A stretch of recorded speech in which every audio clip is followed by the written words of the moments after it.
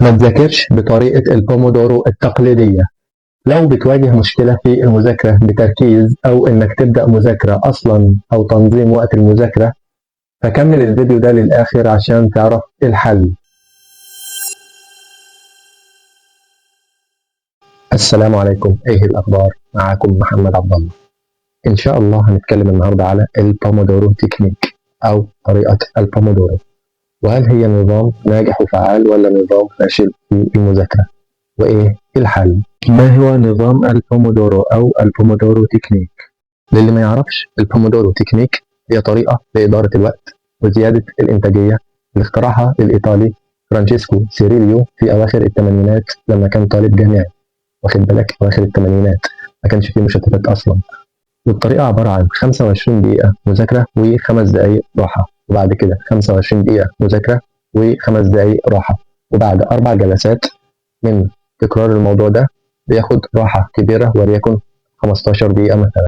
ولكن الطريقة دي فاشلة لسببين. الأول وهو إن 25 دقيقة مش قدر كافي من الوقت إننا ننجز بعض المهام، وخصوصا المهام اللي بتحتاج تركيز لفترة طويلة زي المذاكرة مثلا.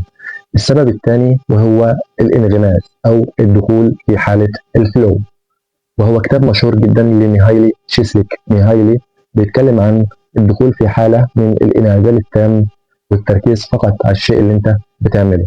دماغنا بيدخل في حالة الانغماس بعد تقريبا 7 ل 10 دقايق، وبالتالي لو ذاكرنا 25 دقيقة فانت تقريبا فعليا ذاكرت 15 دقيقة بس، وال10 دقايق الباقيين كان لسه بتستعد أو بتدخل في حالة الانغماس أو الفلو.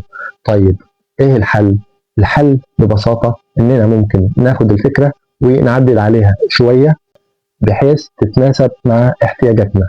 بمعنى، بدل ما هنذاكر 25 دقيقة وناخد 5 دقايق راحة، لا، إحنا هنذاكر 50 دقيقة وهناخد 10 دقايق راحة. والحقيقة النظام ده فعال جدا، وهو اللي كنت بستخدمه في الثانوية العامة، وما زلت فعلا بستخدمه دلوقتي في كلية الطب، وله 3 مميزات. الأولى وهي إنك بتحافظ على تركيزك لأطول فترة ممكنة، بخلاف الناس اللي بتقعد 2 أو 3 ساعات متواصلين بدون راحة، معدل التركيز بيقل معاهم.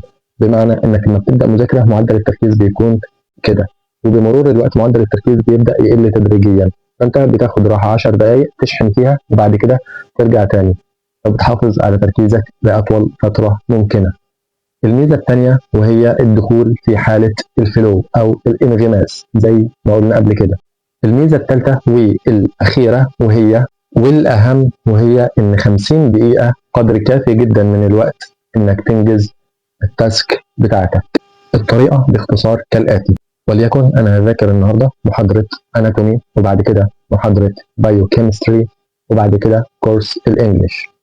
هتحدد على التايمر بتاعك 50 دقيقة وتختار تاسك واحدة بس تركز عليها طول ال50 دقيقة، وبعد كده تاخد 10 دقايق راحة وتتنقل بعد كده للتاسك اللي بعدها، وبعدها تاخد بريك كبير وليكن ربع ساعة، وما تزودش عن ربع ساعة عشان تحافظ على نشاطك، وبعد كده تكرر السايكل مرة تانية.